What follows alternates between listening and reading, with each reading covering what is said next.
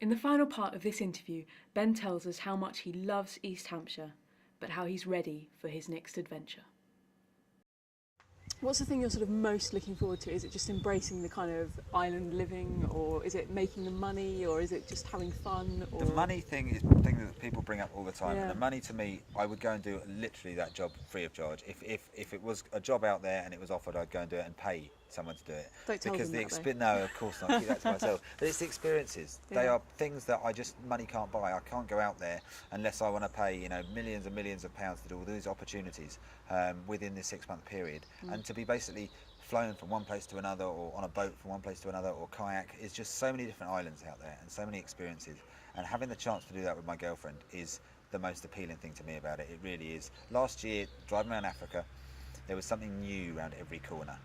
I didn't know where I was half the time. We've got the maps, but you don't know what's around the next corner, if there's a bridge, if there's mud, if there's potholes. And that whole thing sort of carries across to Australia. Because I'm not given my 6 months day-by-day itinerary, I don't know what's happening the next day, the next week, the next month. So that to me is exciting, because it means living out of a suitcase, I suppose, which some people don't like doing, but I love, and moving to all these different places and having these different experiences. So that's really the exciting part, and that's the bit that's drawn me to it the most. Can you tell us a bit about your life in East Hampshire, and that you grew up here, and what you sort of did, and anything here that relates to your kind of enthusiasm for life and your kind of travels, or...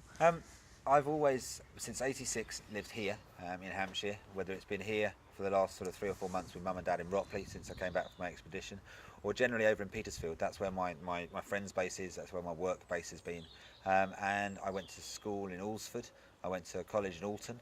So all of my life has really been based around these areas, but I've always used it as a bit of a base, as a springboard to come back, enjoy the summers here, because to me the winters aren't that enjoyable, but the summers are lovely. I love the blue skies, I love the sunshine, I love this time of year. To me is impeccable.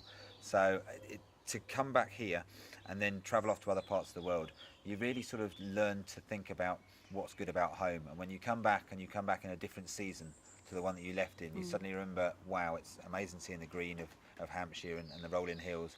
And lots of my life is based around the outdoors and around fitness and keeping myself in, I suppose, as tip-top condition as I can. And the roads and the fields of Ropley are perfect for that. Do you run every day? I try to run 2-3 times a week, but I'm still, even now after living here for this long, I'm still discovering new footpaths that I don't know where they go, or new bridle paths, and running down those just for the sake of seeing where it ends up. And I go across to the Taro Centre in Petersfield, and I swim there every morning before work. I get there for 6:30, and there's a group of about 10 or 15 of us. You've got the lovely old ladies that do their side stroke, and you've got the guys that are there and thrash away at the water, and I'm trying to do one of that. I try and fit in that lane as much as I can, but I try and go over there and do things over in Petersfield as much as I can. And then get out from here as well. The south of England has got a great amount of rolling hills, but not the mountains and not the hills of the Brecon Beacons or Scotland. So the UK itself has got some fantastic things, and it was only really when I drove the length of the country on Monday, 3 days ago, and I realised then, how good this country is and what there is to offer in it. And it is a shame to leave it, it really is, but I think there's the whole world is out there. It's a massive planet. You get one chance on it, you might as well explore it as much as you can, and that's what this whole new job thing is entailing.